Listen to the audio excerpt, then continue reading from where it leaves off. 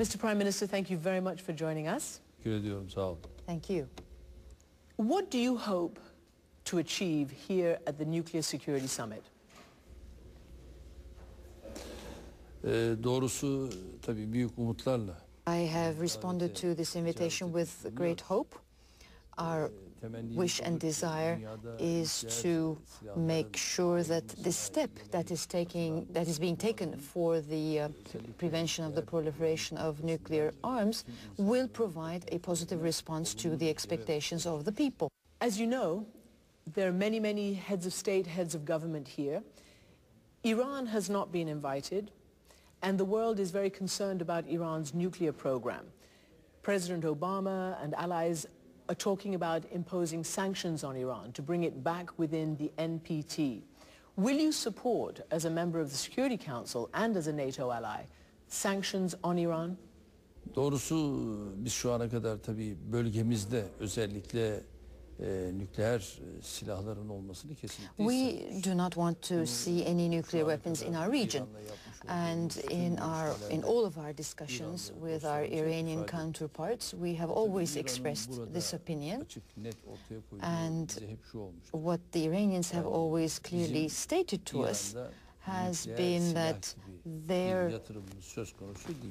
they have no investment on nuclear arms, that they are involved in activities for peaceful means, and if Turkey is asked to act as an intermediary, we, I believe, can help and try to find a solution, because the process should be resolved not through sanctions but through diplomacy, in my view. Will Turkey vote for sanctions if that comes up? Şimdi doğrusu tabii bizim 1639 With Iran, we have an agreement which dates back to 1639, the Kasr-Shirin agreement, and we have not had any issues with Iran since then, all these years. And we have a land border of 380 kilometers. We have a lot of investment going in both directions, and our bilateral trade exceeds $10 billion. And after Russia, Iran is the second largest supplier of natural gas to Turkey. Of course, all of these relations lead to some sort of a strategic alliance between our two countries, and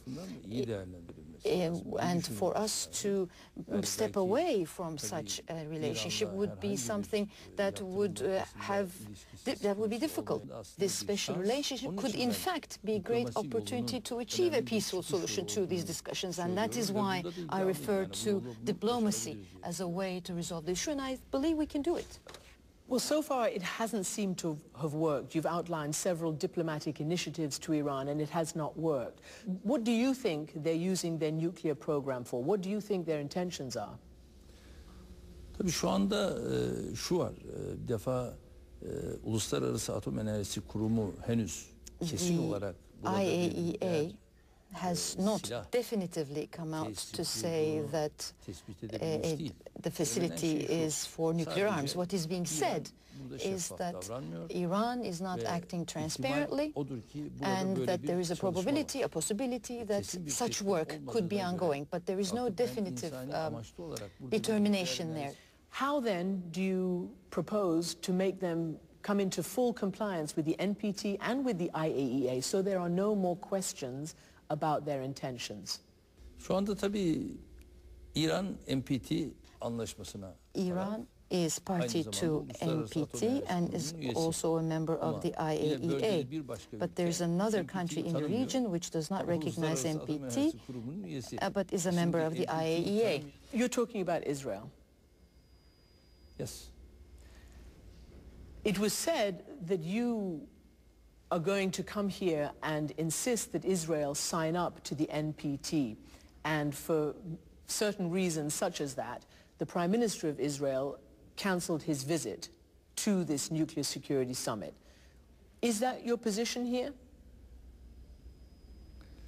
Sadece bu değil tabii. Olayı kuşatıcı düşünmemiz lazım. Well, that is not the only thing. We have to think of this issue in a broader sense. That is not the only issue that we can consider within the overall discussion of nuclear issues. Before you arrived here, you were quoted in the Turkish press at home as saying the world is turning a blind eye to Israel's nuclear program.